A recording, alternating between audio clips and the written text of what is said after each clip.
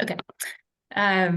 And we actually have a pretty jam-packed schedule today, so we're going to dive right in. And nobody reached out to me ahead of time with additions to the agenda. So one last final call for anything brief from the group, any announcements or anyone that would like to introduce themselves.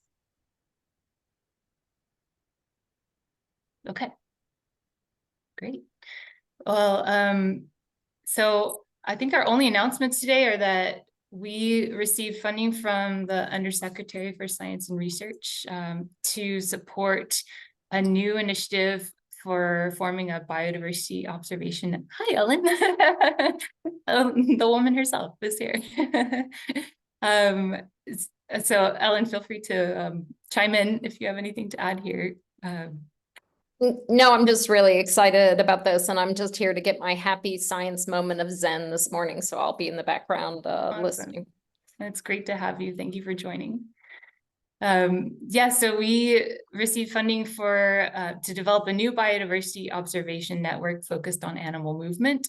And the idea behind that is to really elevate the role of movement as a essential but underappreciated driver of patterns of biodiversity around the world. And we've already had some really fruitful and enthusiastic conversations with many folks on this call and beyond. So excited to get that going. Tentatively looking at a meeting early next year for that. So keep your eyes peeled as that evolves. And then we are also having a sneak peek today of our 2023 highlights in animal tracking from across the Smithsonian. So it's a sneak peek because there are still a few folks who I'm waiting on slides from, but we're, if you can get them to me in the next couple of days, we'll get those in there and finalize it to share with leadership. And, but in the meantime, those of you that are here, you get to enjoy the show. So I'm going to share my screen here.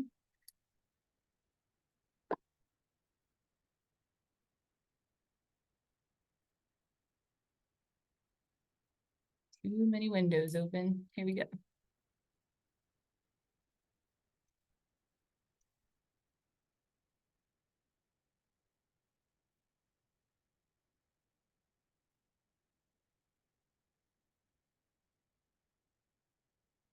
Okay, can you guys see that? All right.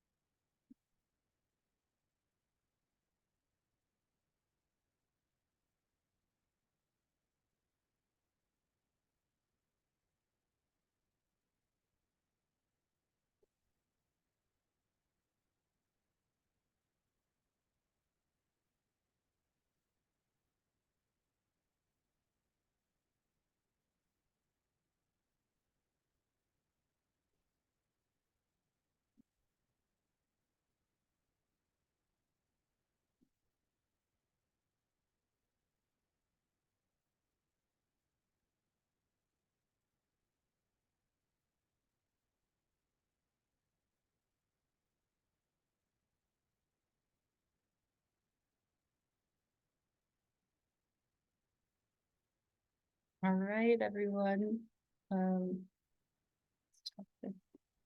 Sorry about the sound issues. I thought it would just play through, but hopefully you got a little bit of the funky beats on the way there. I'll share this with everyone who contributed slides, and we're going to do some final edits on that before sharing it with the broader audience and work out the sound. Did you hear the music at all? No. Okay.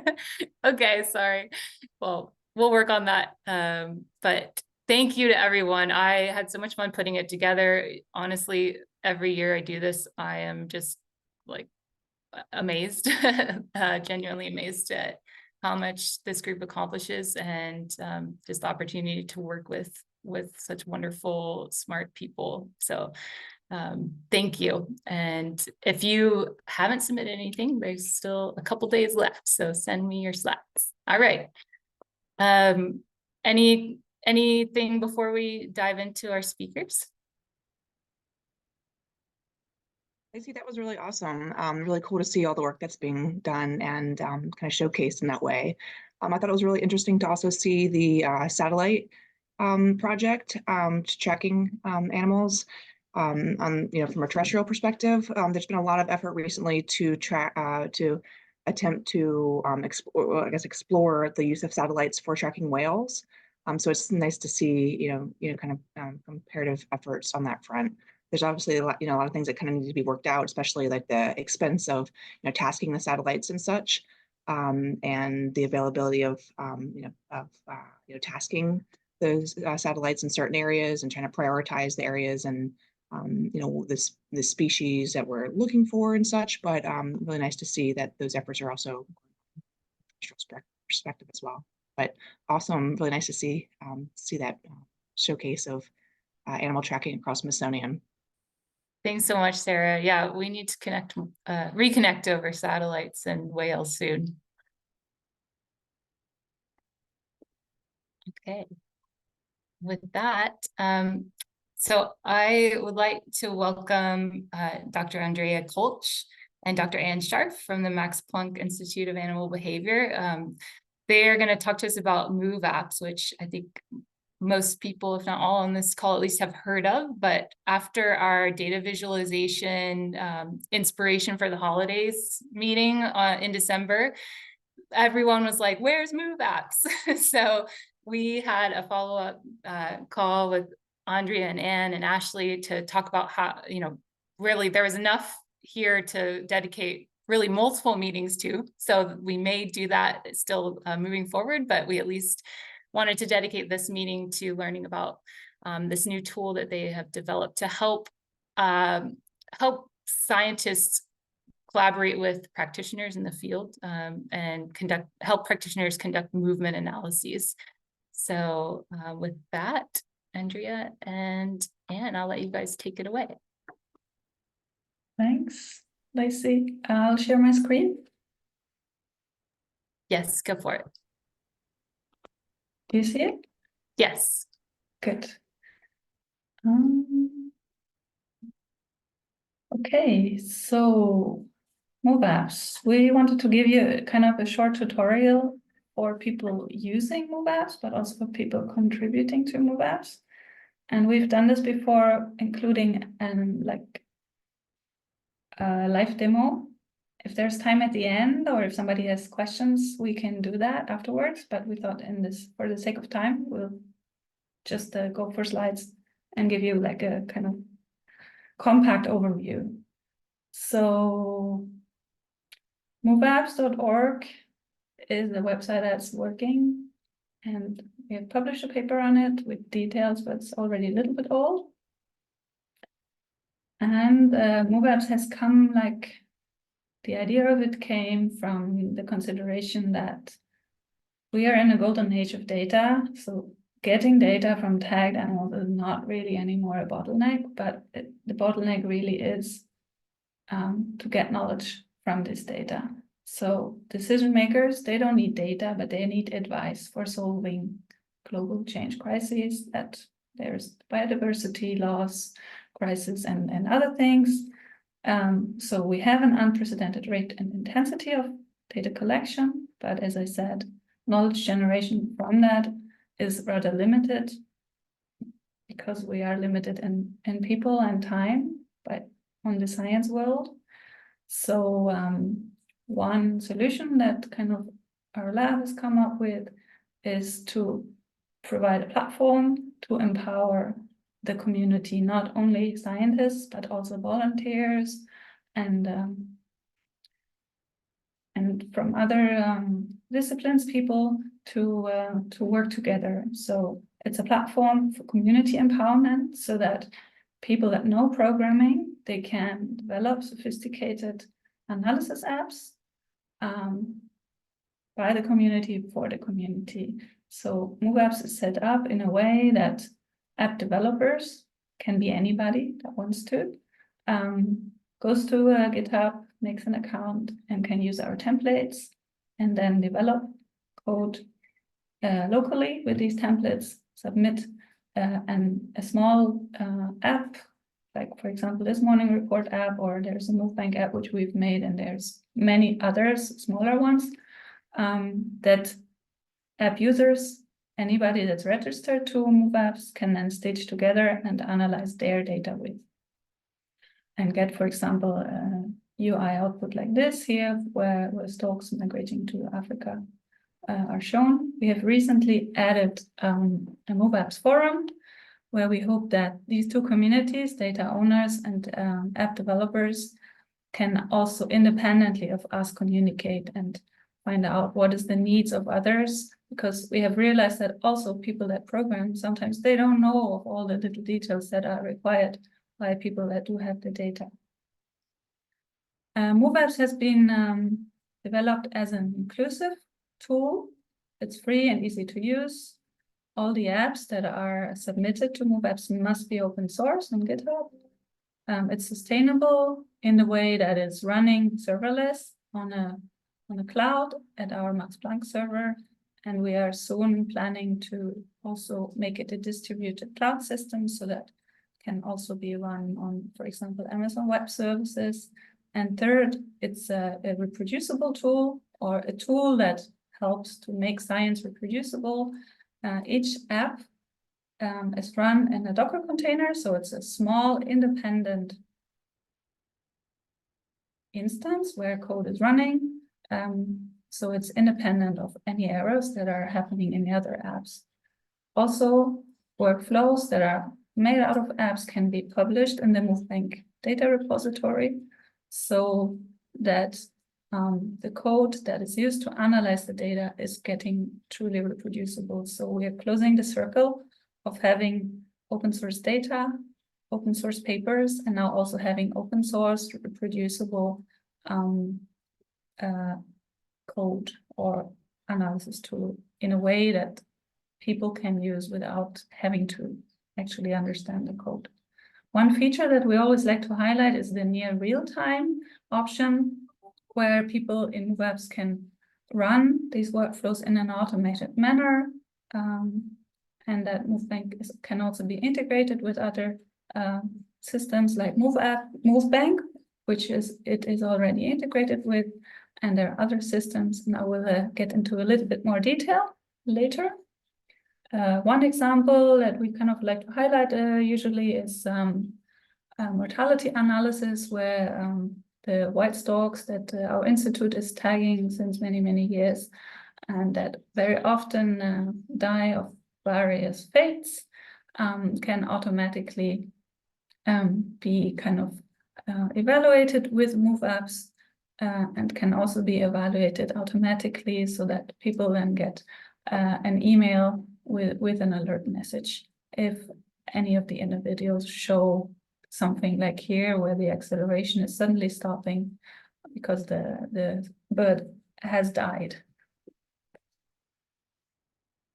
Now I will kind of show you what are possible things that people that have data and want to analyze their data can do on MoveApps. And in the second part, then Anna will talk about how people actually wanting to develop apps can do so for MoveApps. So for the analysis part, one has to register And the first step I recommend for somebody not familiar with the MoveApps yet is to look into the app browser, which is linked on the top of the page, where I think it's right now it's 125 different apps. One can look through them. They have classes and categories. One can search through them and see what is available and what can be stitched together in the way, because each app has an input and output type, and they have to fit together. We have translator apps so that also different data types can be linked. How to build a workflow. So the terms here are apps are stitched together to workflows. One creates a new workflow by selecting a data source app. We are presently providing MoveBank location and MoveBank non-location upload, but also upload from the local computer. So just a CSV file or an RDS in R, or from Google Drive or Dropbox. Then one just adds new apps, new apps to the workflows. Each app has an app developer specified settings.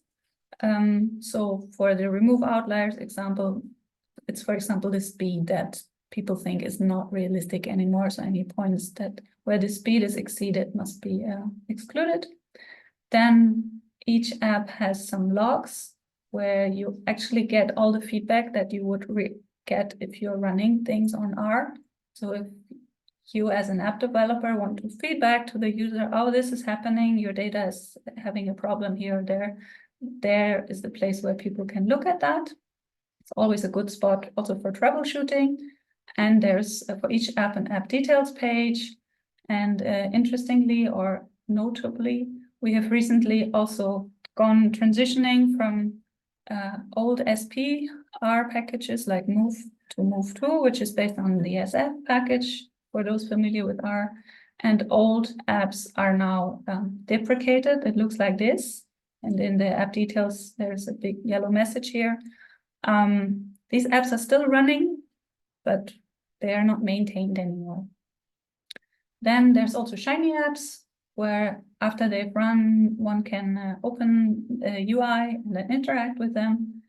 And one thing I also wanted to note is that every app after it has run gets a green bubble here at the top right, which is we call the cargo agent, that gives a small overview of the data that are coming out of this app. Just here as part of it, where it shows you, for example, the bounding box, it shows you the total number of positions, the timestamp range, the species, so several things, which I found always really helpful when letting a workflow run and see what's actually happening in the different apps. For example, if I'm filtering things. Then workflows can be scheduled. Clicking on these three dots here, it comes a schedule interface, or where one can schedule up to daily runs at a certain time. One can ask to be notified by email after one of these schedule runs have finished, also including as an attachment any outcomes of these workflows. Then what I find really important and also is very helpful for troubleshooting is that one can share workflows with other people.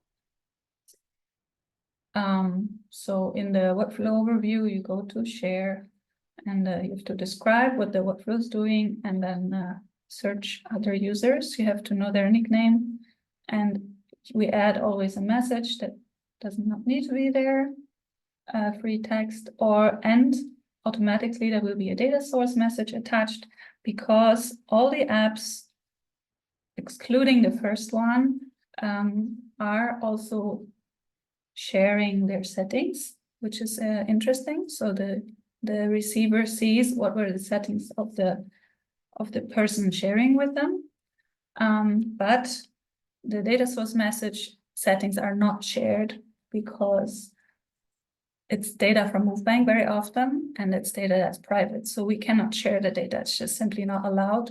So we simply provide the details. What is the study name? Which animals were provided? And then the people that are using this workflow, they have to configure the data source settings. They get this blue text here in an app when they are adding this shared workflows to their list of workflows, and then they can, with their own user credentials of MoveBank, get access to this data if they have it, of course. What I forgot to say is that when sharing a workflow, you can share it with a certain person or more than one, but you can also share it with all the other users. That's then making it a public workflow, which is listed all the way below in the workflow overview, which then anybody can add to their dashboard. And it's always a true copy. So if you then are working within it, it's not destroying anything. This is also really interesting for published workflows, because that means if I have a public workflow here and I have one that's now 2 years old, it's still running. Even if, because of the deprecation of the MoveBank app, all of them seem to be deprecated, they are still running, but it would be good to update at least the deprecated apps within these public workflows when working with them.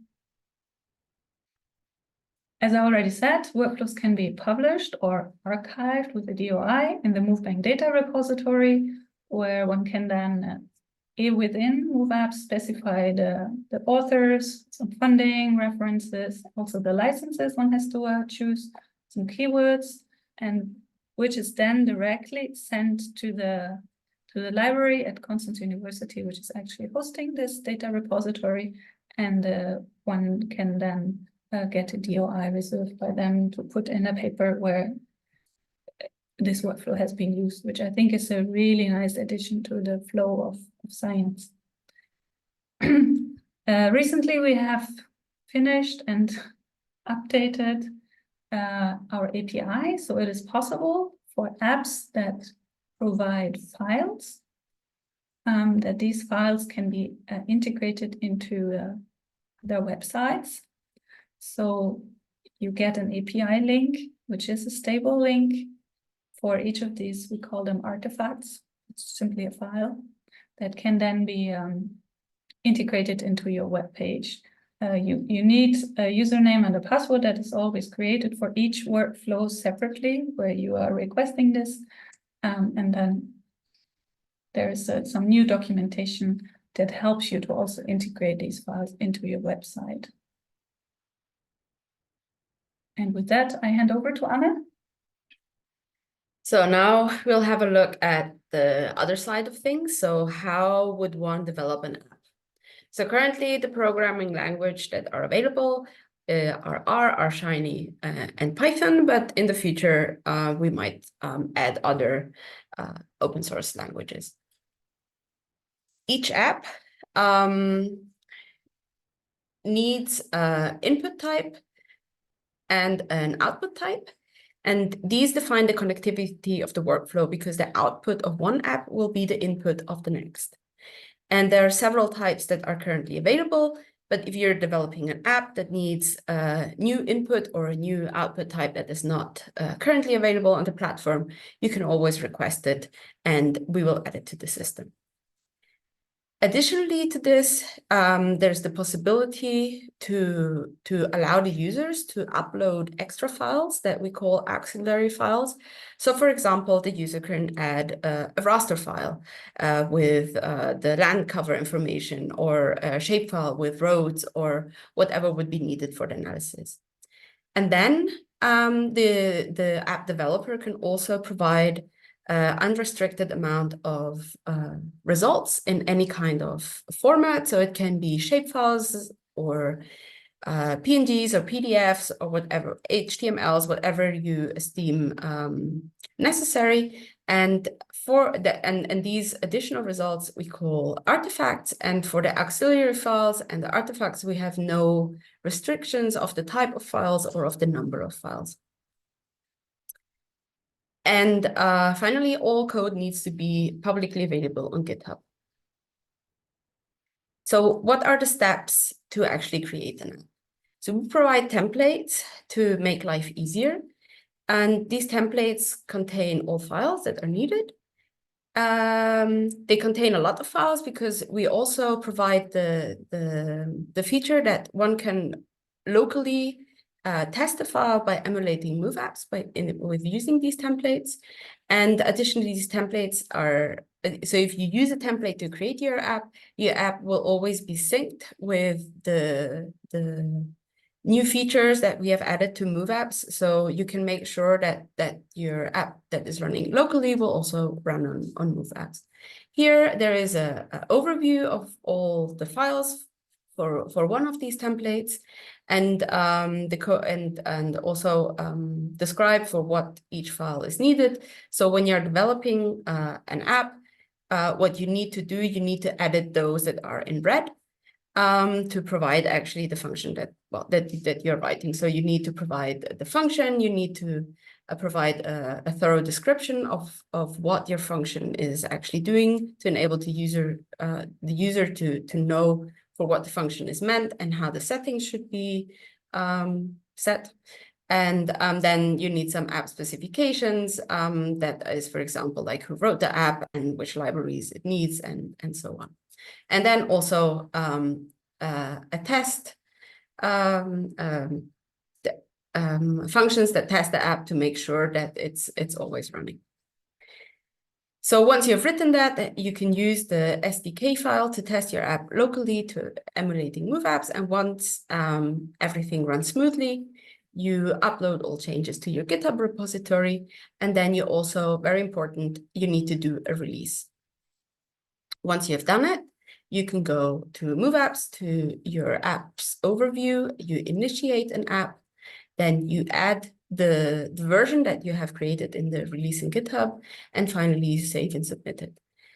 Once that happens, we get a notification that a new app has been submitted, review the app and build it, and then the user gets a notification that the app has been built.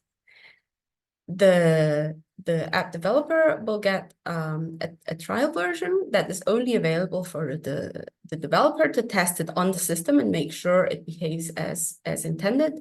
So in the app overview, it will appear with this white and green stripes in the list of apps that the app developer has. And these apps can be integrated into a workflow, and they will also appear striped, as you can see.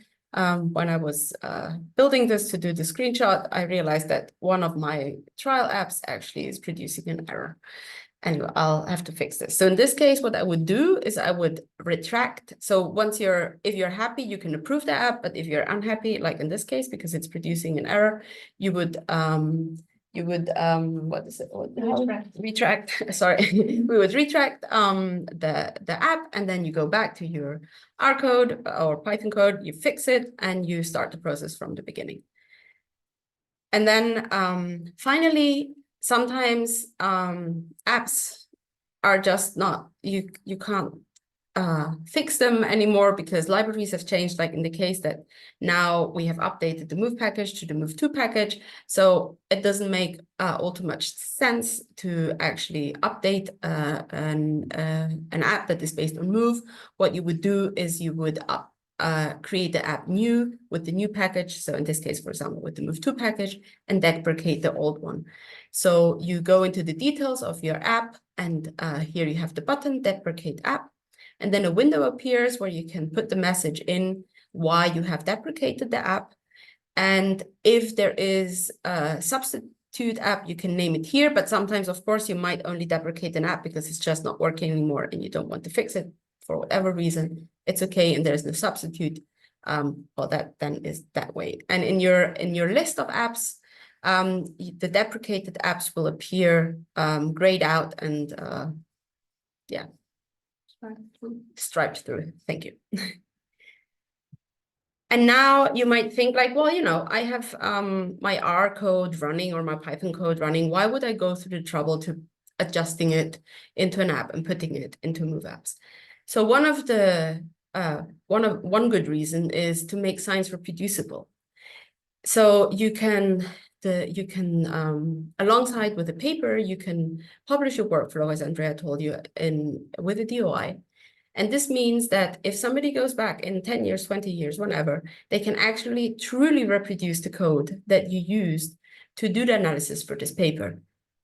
Nowadays, what happens is that you probably put your code as a text file or in the supplementary material, and then you go back. It doesn't need to be 10 years. It can be only 1 year or 6 months later. You try to reproduce it and it just doesn't work because libraries are updated or deprecated or whatever. It just doesn't work anymore. And this way, actually, code is forever truly reproducible.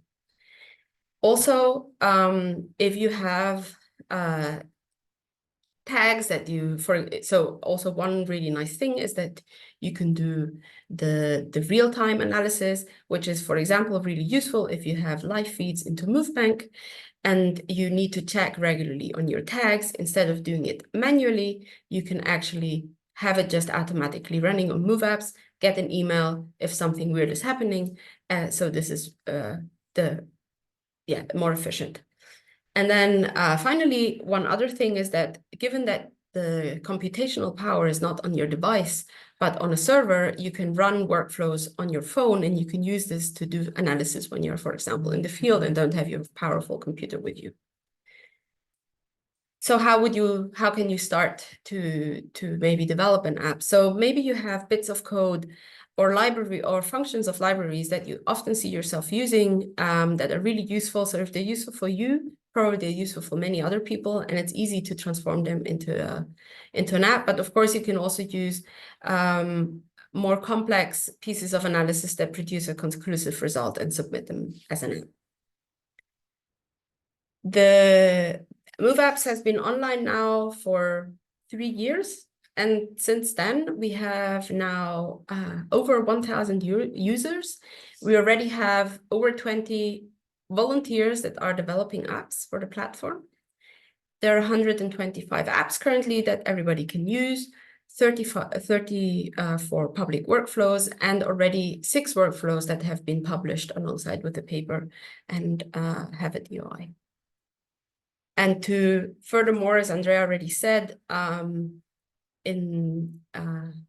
contribute to empower the community, we also created this platform to hoping that with more communication between the users and the app developers and between users themselves and between developers themselves, this entire community can better work together and improve the entire system. And with this, I want to thank you all for your attentions, and we are happy to take any questions. Thank you. Thank you so much. There's even more than I realized it's possible with MoveApps. So I'm so glad we did this. And I have some questions, but would like to open it up to the group first.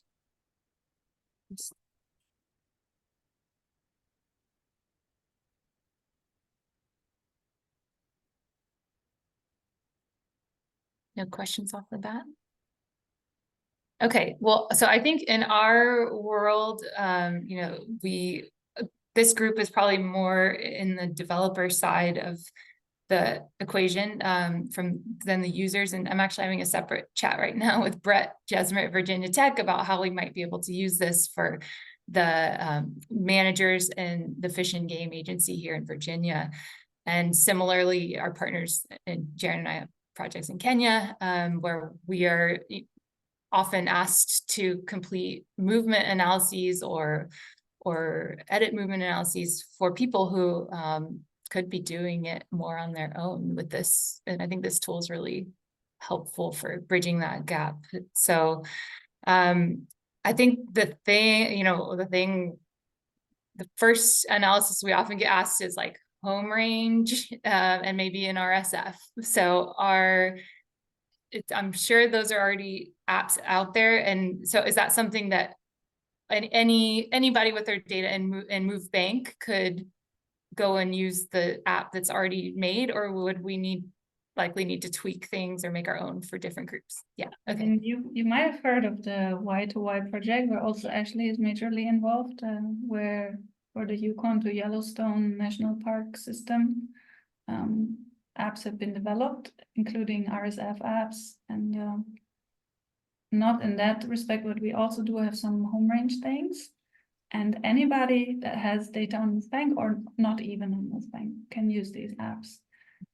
Tweaking is probably often wished for, I would say, because yeah, you always have your special ideas how things should run and look like.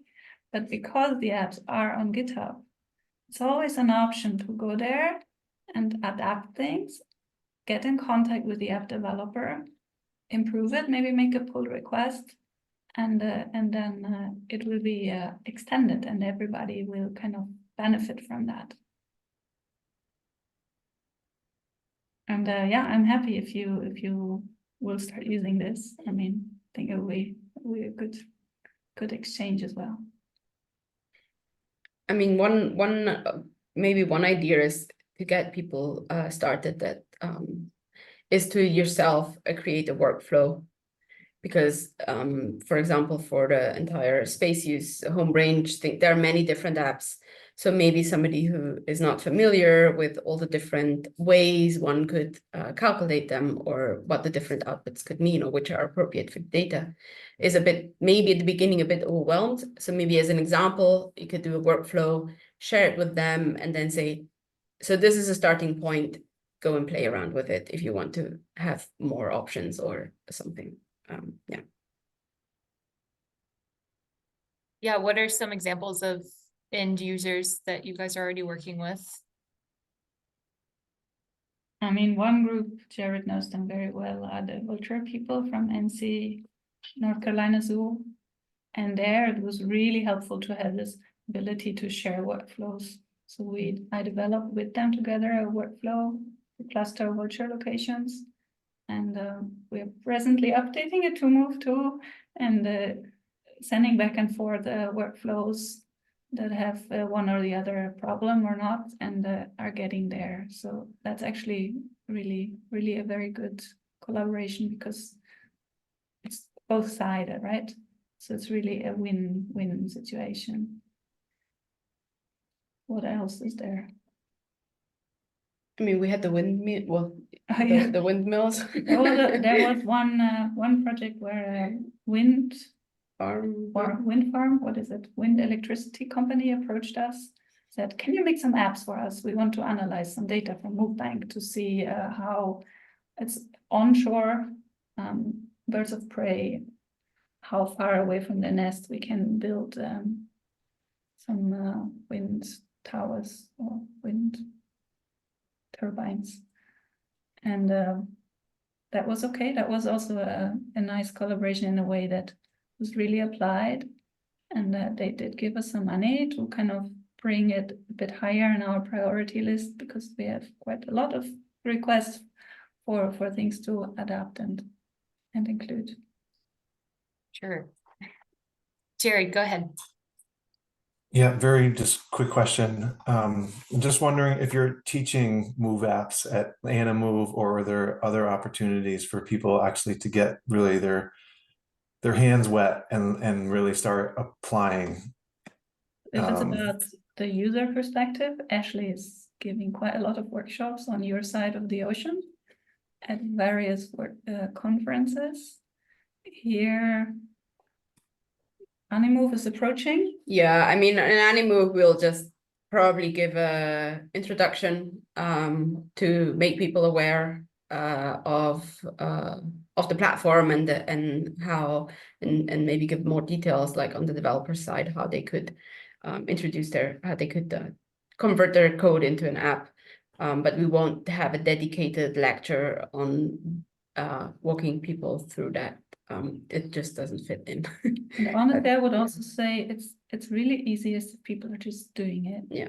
I mean, last year we have set out a coding challenge where people have made apps for a special set of use cases, which I think is maybe a good way of setting to people a deadline and setting a focus. And I think we will do that again this year. If I can chime in real quick in terms of upcoming events, because you mentioned workshops. We have hosted MoveApps workshops at the last couple Wildlife Society national conferences, and we did apply again to host another one this coming October, I think. And then I was accepted to host a MoveApps workshop at the American Ornithological Society conference coming early October this year. So if you're going to be there, you could think about registering for that. It'll be kind of a high level overview of MoveApps. And then most of it will be hands-on, like actually building your own workflows and learning how to use the system, but also, you know, discovering all the tools that are available on the platform as well. And people are more than welcome to come with their own data to run workflows on too. And then I will also be in Alaska. If for some reason you get a wild hair to go to the Alaska chapter TWS annual meeting, that's next month.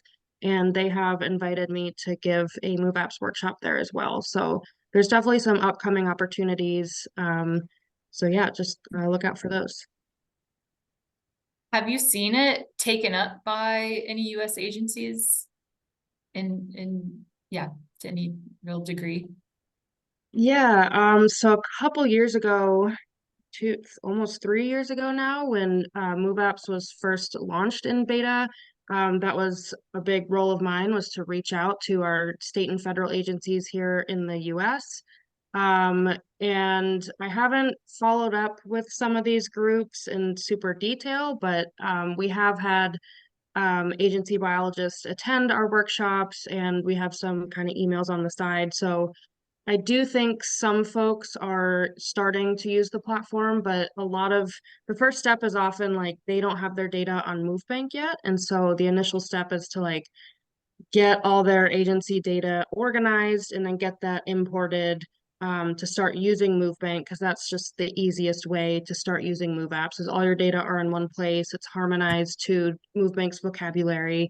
But there's definitely been a lot of interest. I just think it takes a little bit of time for these things to take off, especially when agencies are used to using, you know, the systems and standards that they've been using for so long.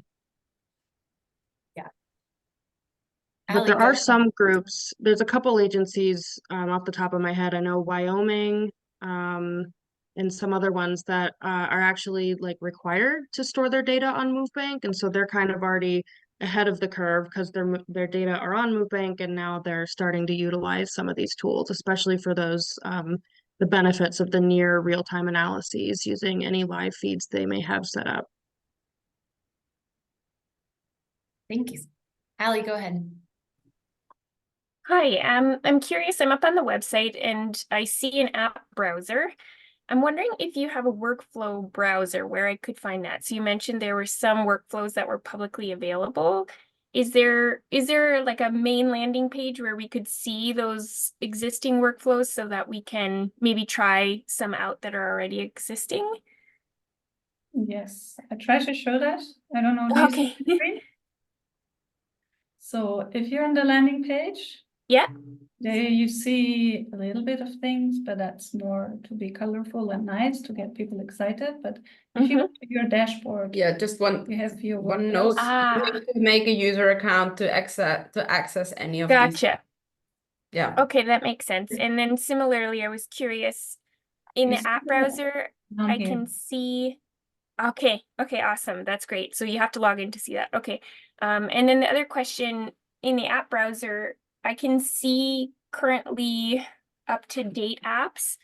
Do you need to be logged in to see deprecated apps? Well, you see them all the way below. You can tick here, include deprecated apps. But deprecated apps cannot be added to any workflow. That's not possible. Okay. You can use thank you. public workflows with deprecated, but. So. And I think one more question. I think you had mentioned in the beginning, but I'm still trying to orient myself to this. You can bring in files that are not from MoveBank to analyze. Okay. And is there an example of that somewhere? Oh, good question. There's these two apps. One is called Upload File from Cloud Storage and Upload File from Google System. Okay. And sorry for so many questions. I'm just curious. When those data get uploaded, they're not permanently stored in any way? Okay. Well, I'm not sure. So well, it's like so when you're logged in, yeah, and when you open an app, that's only you can see it. It's Only I isolated. can It's see it. only in your user space. Nobody else has access to it. We don't have Okay. access to it. Nobody has. It's like Okay, your perfect. little Docker file, and the data do get pulled from MoveBank or do get uploaded from your computer are sitting in Yeah. that Docker.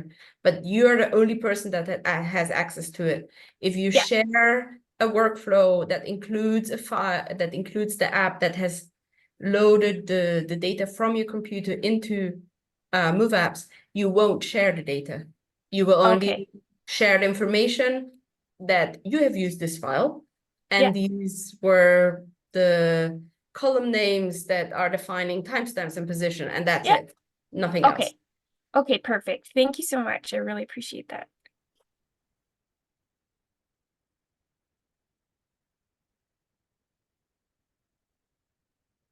Any other questions on MoveApps? Okay. All right, then let's go ahead and start with Ashley. So we're gonna transition into another, I think is it okay to call it a spin-off of MoveApps? It seems like it was no? Yeah, or a No? move bank. Move bank. They're all kind Okay. of Sorry. Okay. Yeah. Well, I'll let you give the proper introduction, but ECODATA, we were really also interested for the same reasons in that, we have a lot of partners interested in connectivity and developing, especially the data visualization component. So to help them and us tell compelling stories with their data. So Ashley's going to talk to us more about functionality in ECODATA. We see your All screen. right. Okay, perfect. These little bars just get in the way. Okay. Yes, thank you, Lacey, for that introduction. It's really great to be here today. And as she said, I will be talking to you about ECODATA, which is our open platform for visualizing animal movements with environmental context. Okay.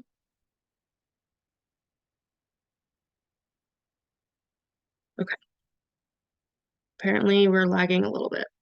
All right, so I just want to set the stage a little bit. So a few years ago, we launched a project called Room to Roam Y2Y Wildlife Movements that Andrea just alluded to a short while ago.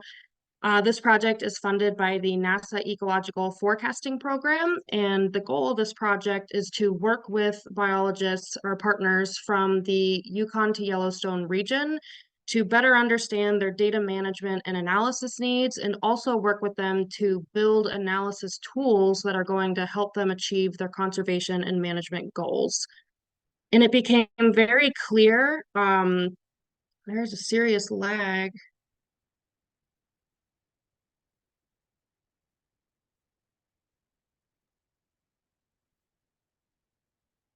Okay. It became very clear a couple of years ago at a summit workshop that we held in Whitehorse, Yukon, that there is a need for software that can handle these extremely large remote sensing data sets. And there was also, this came up a lot from our partners, a request for the capability to build custom animations. Partners want to show these at community meetings, include them in project reports, etc. So coming out of that, two of our colleagues, Justine Missick and Gil Borer at The Ohio State University, developed ECODATA, which is the environmental contextual data and track tools for data exploration and analysis. So ECODATA consists of two independent programs that are free to install and use. You run them on your local device. ECODATA Prepare is a set of Python-based apps, and ECODATA Animate is a MATLAB program. So the ECODATA Prepare tools generally allow you to access and process your remote sensing data as well as shapefiles for analysis. Then you would hop over to MATLAB to combine all your layers. So that's your animal tracking data, the environmental layers, as well as any shapefiles. Choose your video settings and ultimately create a batch of static frames. And then finally, you hop back over to ECODATA Prepare to compile those static image frames into the final animation.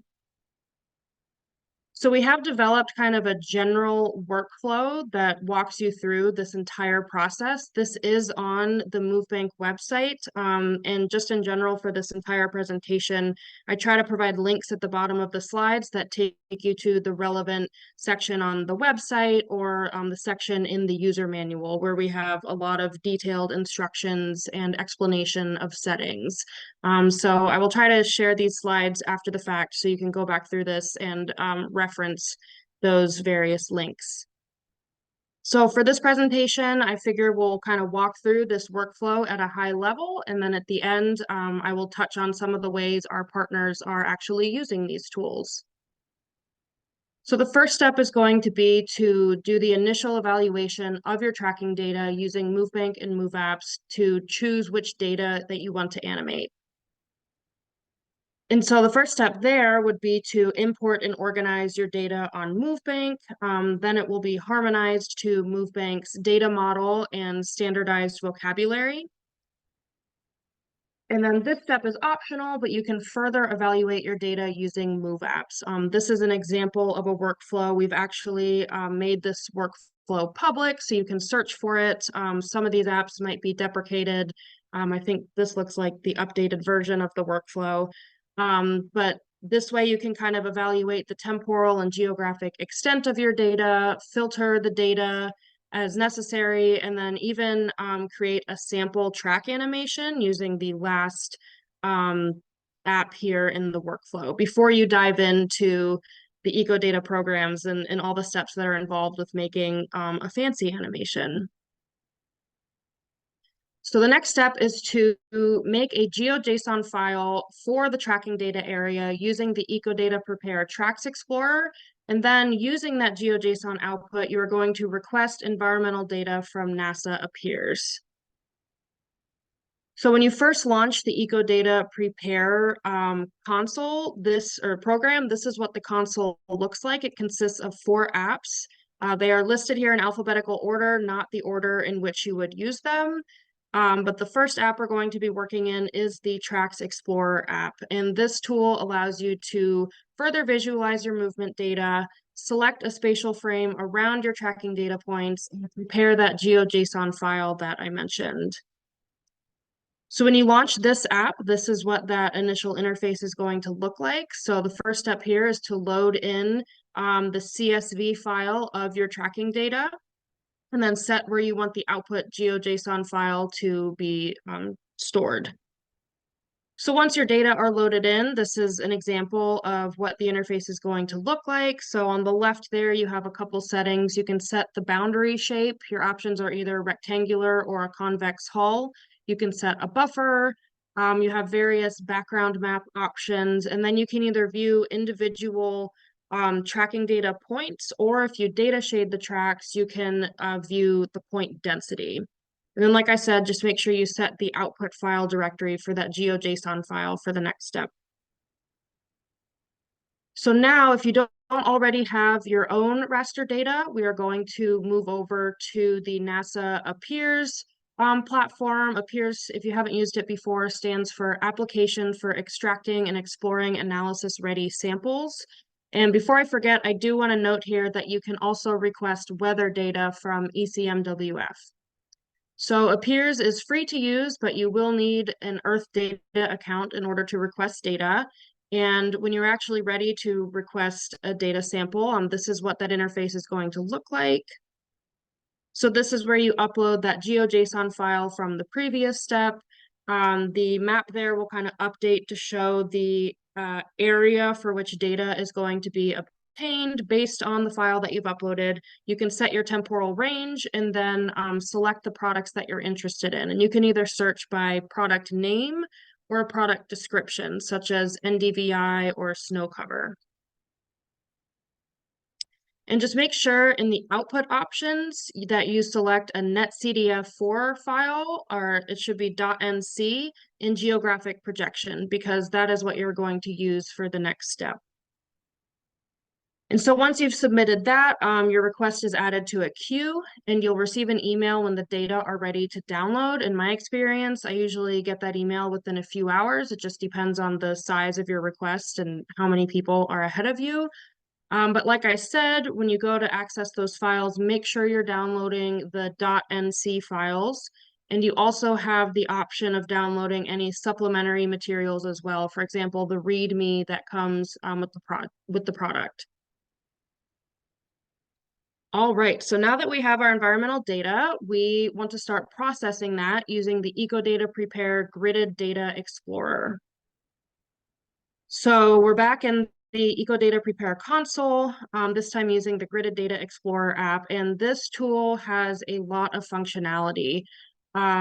So you can interpolate and subset the temporal and spatial resolution of your environmental data. You can read in GIS polygons and mask environmental data inside or outside of these polygons.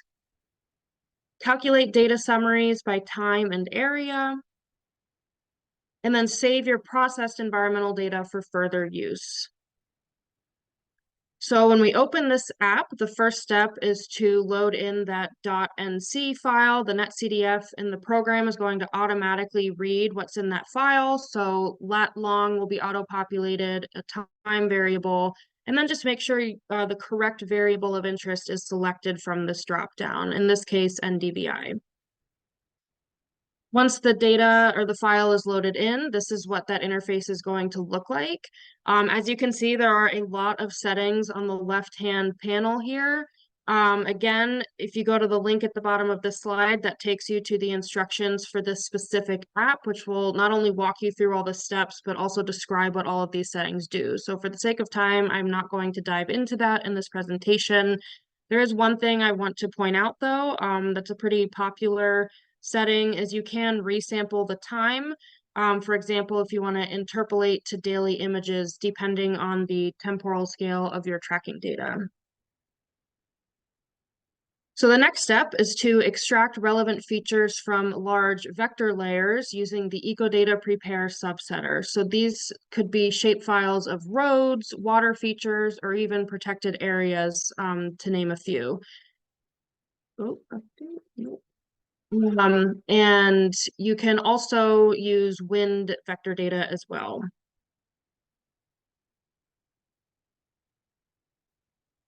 Okay, so now we're going to be in the subsetter app, which, as I said, we will be clipping relevant features out of our very large shapefiles. And so this is what that interface looks like. You will load in the relevant shapefile or file geodatabase, and you have a few ways of clipping that. You can either use a defined bounding box area, you can clip it to the extent of the tracking data, or you can just make a custom polygon. Set where you want that output file to be saved to and give it a name that makes sense to signify that it is the cropped shapefile, and then you're ready to create your subset. All right, so this next step is optional. Before we dive into the ECODATA Animate tool, this is where we recommend pulling together a CSV file of labels. If you want static or dynamic labels to show up in your animation, this is when you would put that file together. But I will touch on more what this is in a few slides. All right, so now we're going to move over to the other program, ECODATA Animate, to combine all of our layers, choose viewing options, and create those static image frames. So when you first launch ECODATA Animate, this is the interface that you're going to see. You can see across the top there are a number of tabs. You can technically work in those tabs in any order that you want. However, I prefer just to move left to right through them to make sure that I don't forget to set any settings or upload any files. I will note that the first two tabs, the tracking data and the visualization options, are required, and the rest of the tabs are actually optional. So you really can make as simple or as complex of an animation as you want. And the other thing I'll point out on the screen is under output here, this checkbox that says generate last frame only. I highly recommend you leave that box checked, especially as you're loading in files for the first time and playing around with different settings, because if you generate all of the frames at once, that takes many, many hours, if not days, depending on the temporal scale of the video and the processing power behind it. So instead, if you leave that box checked, you can tweak all the settings and then generate that one frame and view that and see if you're happy with how things look, and then kind of go from there and make the full animation. So I'll quickly just walk through the individual tabs so you can see kind of the functionality of this program and how it might apply to your own data or your own projects. So this first tab is the animal track data tab, and this is where you will load in the CSV of your tracking data. This program will automatically read what's in that file, so all of these boxes will auto-populate, but you can tweak these, like the dates and the other values here, to reduce the scope of your video. For example, if you want to shorten the time frame of the video, just make sure you click this Update Filters button to save the changes to those settings. So the next tab is track visualization options, and this is where you control the kind of aesthetic settings of your video. So you can select a marker style and size, determine how you want to color your tracks by. You can pick custom colors. And then on the right-hand side there's some track-specific settings, such as track memory, which is the like tail that shows up behind your dot as it's moving around. The opacity setting for that tail, as well as track frequency, which is the time period represented by each frame. So the next tab is the environmental data tab, and this is where you can select up to 3 NetCDF raster files to be used as the background layers in your animation. So you're going to load in that gridded data. Again, it's a .nc file, and the program is going to automatically read those data set dimensions. And then you have a couple other settings here. For example, if you're using an NDVI layer, then you can invert that color map so higher values indicate more greenness, which is just intuitive. All right, so now you can also add shape files, which will appear beneath your animal tracks and above your environmental data layers. So again, you will load in those shape files one by one. We have the option to support shape files with point, lines, or polygon features. And I will just note here that the first shape file that you load in is the one that's going to be written first, meaning it will be at the bottom of the stack. And so just keep that in mind in terms of what order you want to be loading things in and have them displayed in the final animation. All right, so back to this labeled points concept. Like I said before, you can define static or dynamic points in labels, such as places like cities, or relevant events such as denning sites or calving locations. And so you would prep your CSV ahead of time. At minimum, you need a lat, a long, and a label like name. However, in an upcoming update to this program, we are going to support not requiring a label name, so leave that optional, because a lot of people just want dynamic points that show up to represent like these den or calving sites or road crossings or whatever, and not have that extra text in the way associated with each label point. So again, at the link at the bottom of this slide, there's very detailed instructions on how to set up this CSV label file, because the formatting is pretty strict for that to make sure everything is standardized and read correctly. But other than that, it's really easy to put together. And as you can see, the settings here are very straightforward.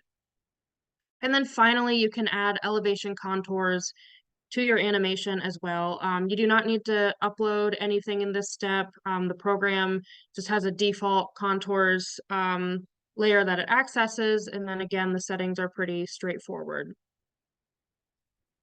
So kind of back to that main screen, once you've worked through all these tabs and uploaded all your files and set all the appropriate settings, you then need to set the output directory where you want to save all the image frames. For that, we recommend creating a new empty folder where all the image frames will be saved to. And then you click Create Animation, and there's a status box here that will tell you that it's working on the animation, and it should tell you when it's done. So it should go without saying, but do not rename the folder of your frames or try to move that folder around on your local device while your animation is generating, because you will break things. All right, so moving into the final step of this process is compiling all those frames to create the final animation using the ECODATA Prepare Movie Maker app. So we're back in our ECODATA Prepare console. Like I said, we're going to be using the fourth and final app, which is to create that final MP4 animation file. And so this is the interface of the Movie Maker. It is probably the most straightforward of all the apps, so we can end on a high note, but all you do here is you set the directory to that folder where all your frames were saved to from ECODATA Animate. You can set your frame rate, so frames per second, and then set the output file where you want to save that MP4 file. All right, and I do just want to say that it is easy to reuse and share the settings files for these movies or for further exploration and analysis. So when you're working in ECODATA Animate, the program actually automatically saves a settings file to your local device. I think it's a BAT file is what it's called. And you can either share that with colleagues or partners if they want to reproduce kind of the animation that you made, maybe using their own tracking data or their own layers or just settings. You can also reuse that. The next time you launch ECODATA Animate, you can load in that settings file and all of your settings will be populated for you. So you can pretty much pick up where you left off. All right, so I do just want to show a example of what output from this whole process can look like. In this example, we see some moose roaming around the landscape.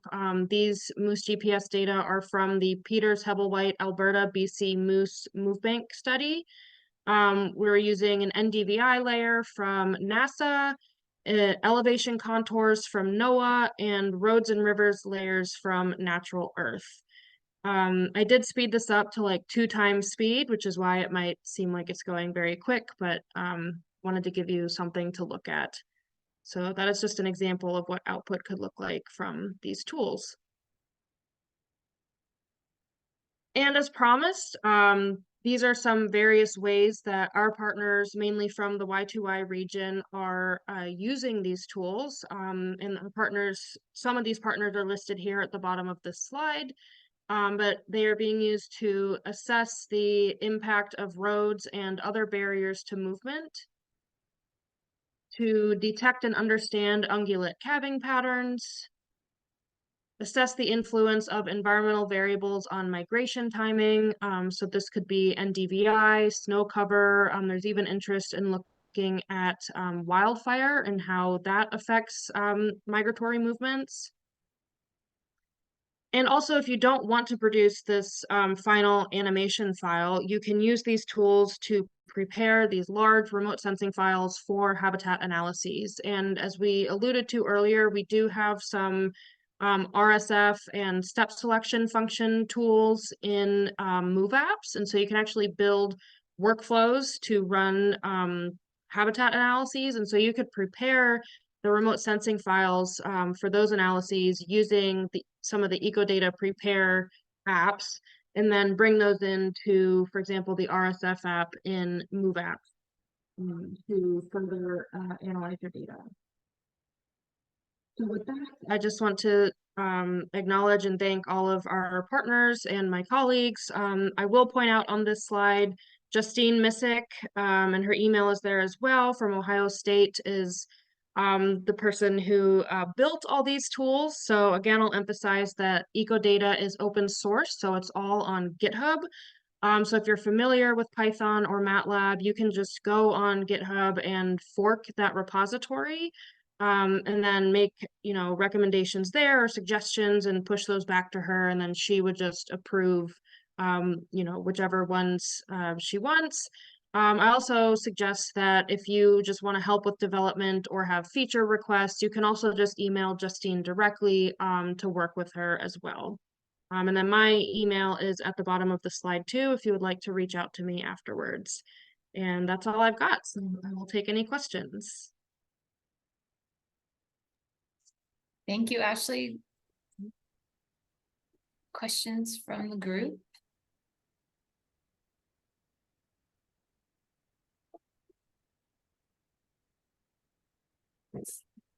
don't think I got anything in the chat yet.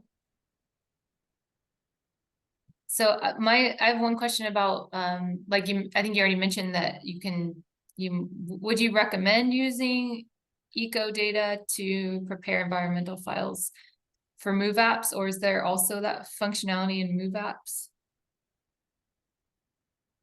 No, there's not functionality yet to like clip and Okay. you know, interpolate and handle all those files in MoveApps.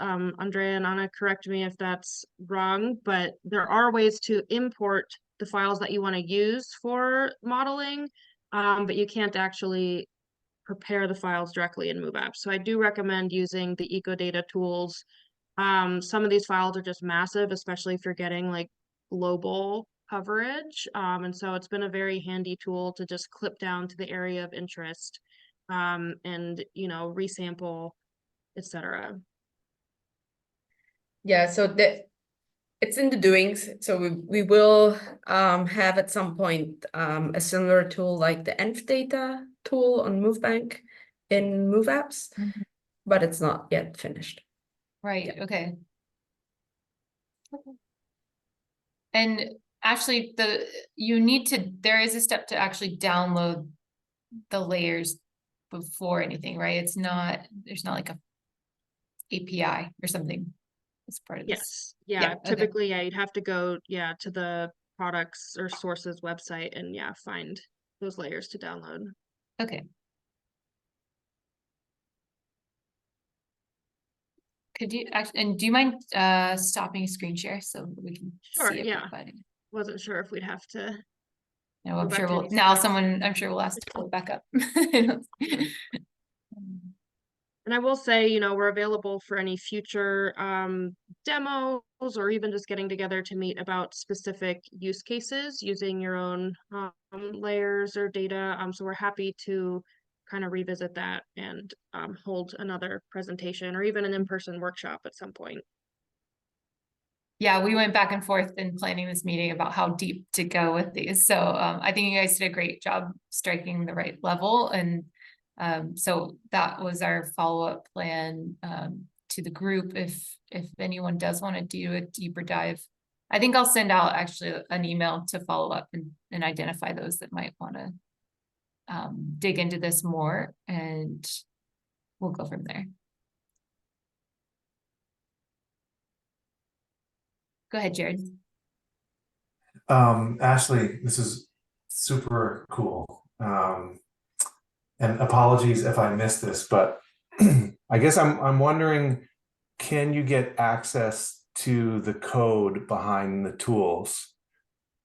Just because, you know, if you develop this whole workflow for, let's say, your region in North America, but you want to do the same thing for another region, I'm just wondering if it's easier to have the code to say, I want to switch out NDVI for some other data layer and not have to walk through all the pieces, but actually just see the code and switch those items.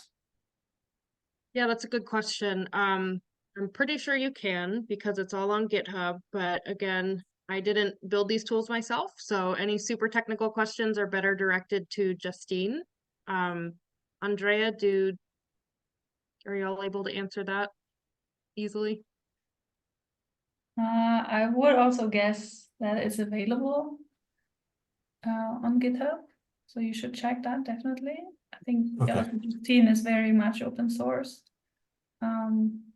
Would probably depend what you need it for. I mean, from what you were describing, you wanted just to use it for a different site.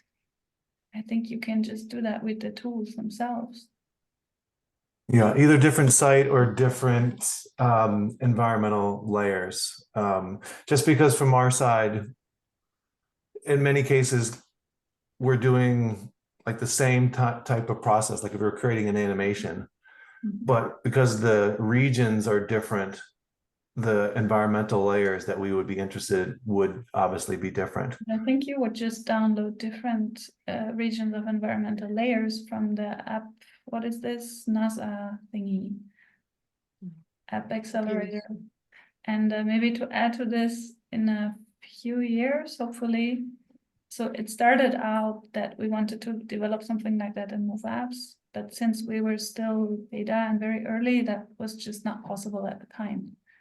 But most of the tools from ECODATA will be included or in parallel made available on MoveApps in 1 to 3 years.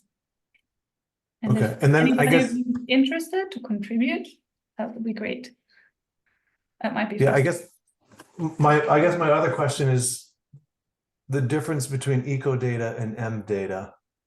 Are they similar, or like, I guess I just don't understand which one, why would you use one or the other? Ashley, or should I? So I think the final, so you go through this entire process to do an animation. Okay. And with env data, you cannot do that. There is no auto, so env data is click based. So it would be, you could go through the same process to download your rosters of all the environmental data. And you can do that. You have your tracking data, then you have all your rosters, and then you have to figure out how to animate that in an efficient way with doing all the, it's not, yeah, you have to go through all these steps again. So maybe, well, reinventing the wheel basically. So maybe using what this tool might just be easier because it's already been done and she's put lots of thought into it. And what you mentioned of getting the code and just running it locally on the computer, the way it's written, it might not be straightforward to just run it on your computer because it's written in a way to accept the settings from the interface. So it's a bit different the way you write the code if you provide it to work inside of an app than just running locally on your computer. But as Ashley mentioned, once you have run the entire steps, you get this, you get a file with all the settings, and then you can upload those settings. And so if you have run it for one region, you can upload that and then just change the one variable, what input data you have, or which region it is or whatever. So I think it's an easy way to, if you have done it once, you can do small modifications with different layers or whatever you need to change for different movies that you want to create or different set of rosters that you want to download. I've never used it personally, but I guess it should be pretty straightforward to do it. Perfect. Thank you.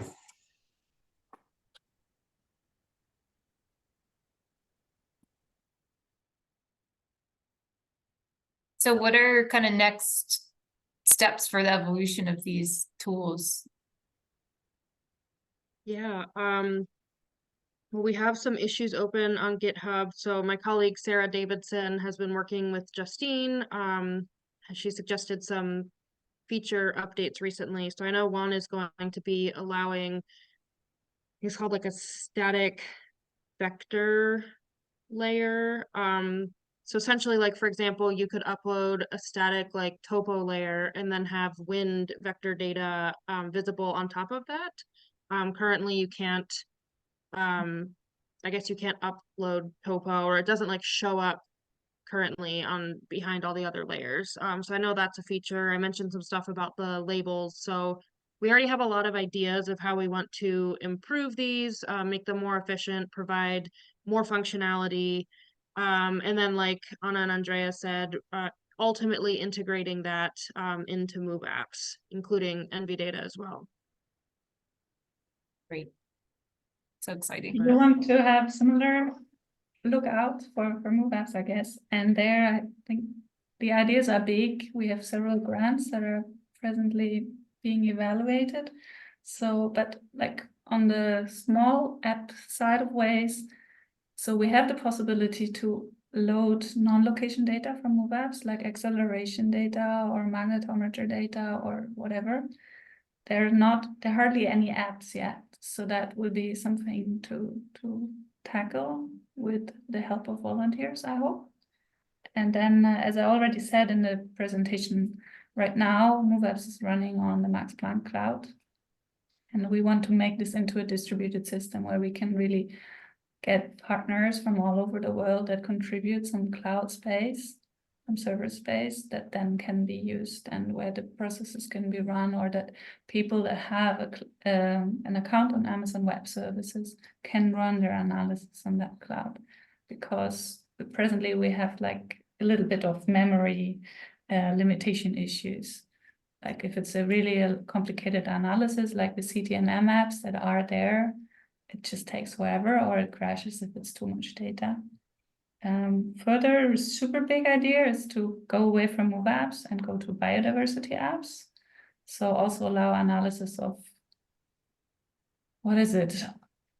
Camera trap data or bioacoustic data or whatever there is, which is really big. We'll see if that's going to happen. I'm not sure.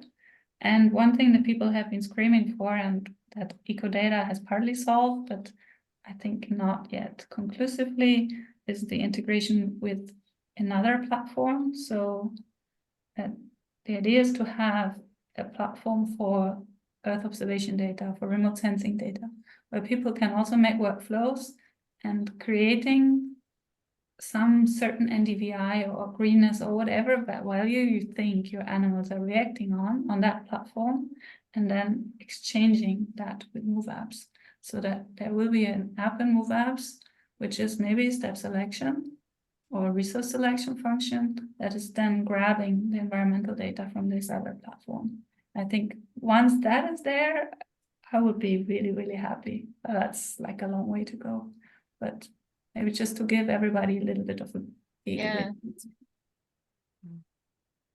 And we come up with some of these feature upgrades ourselves, but it's really beneficial to work directly with our partners, because they're the ones using these tools to explore and manage and ultimately analyze and draw conclusions from their data in their respective regions. And so we have gotten some really wonderful ideas in how to improve a lot of the existing MoveApps. And so we just really encourage that we can work directly with our partners, and folks shouldn't hesitate to come to us with feature requests, or just to help develop and provide code and tools for these platforms. And use the MoveApps forum.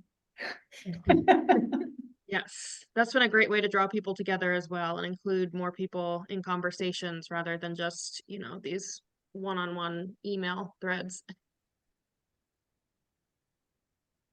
Yeah, we should talk to you about, have you guys talked to Wild Labs at all about this kind of forum? Yeah. Yeah, I think Sarah and Andrea have given presentations at the Wild Labs kind of meetings. We've talked about MoveApps, but I think at the time the forum wasn't there yet. So it might be a good idea to pitch that. That's a good one. Yeah, there's a movement ecology group. I mean, there's already a biologging one, but Talia and I are talking about forming a movement ecology group, and we just need to click the button to make it happen. So we would love to talk to you guys more about integrating your content there, and just as maybe a more, I could see it as a broader, even broader space. If managers are our target group, might be that easier for them than GitHub in some ways. Sounds great. Yeah, I don't think ECODATA has been presented at Wild Labs yet. I know that would be a good one. Yeah. And then I also would love to follow up on just these big picture conversations about biodiversity, linking movement with biodiversity metrics, and how MoveApps ECODATA can help, kind of maybe at the country level, help integrate movement metrics into their national biodiversity action strategy and national biodiversity strategy action plans.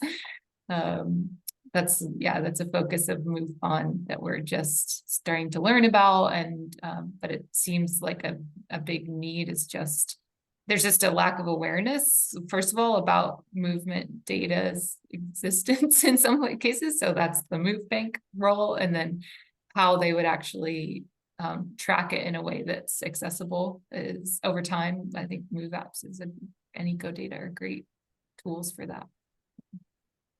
We'll be talking more. Well, we are really good on time, so any more questions or comments or?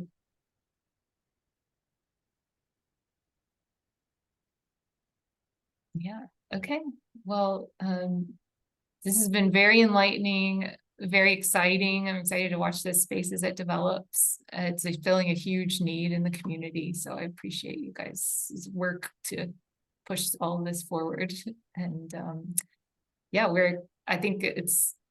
I hope and think we'll have more Smithsonian developers on after this call too. Cool. Thanks for having us, Lacey. Yeah. Thank you.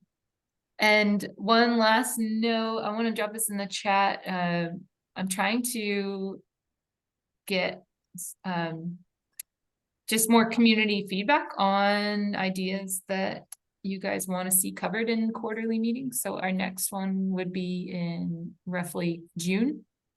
And there's still two quarterly meetings open for topics. So if anyone has speakers, tools, themes you want to explore, please pitch it here. And this is open to non-Smithsonian people as well. So there's a link to a simple Google form there to just put your idea down if you'd like to share it. All right. Thanks, everyone. It was really great to see you. Thanks. Thanks. Thank you, guys. Bye.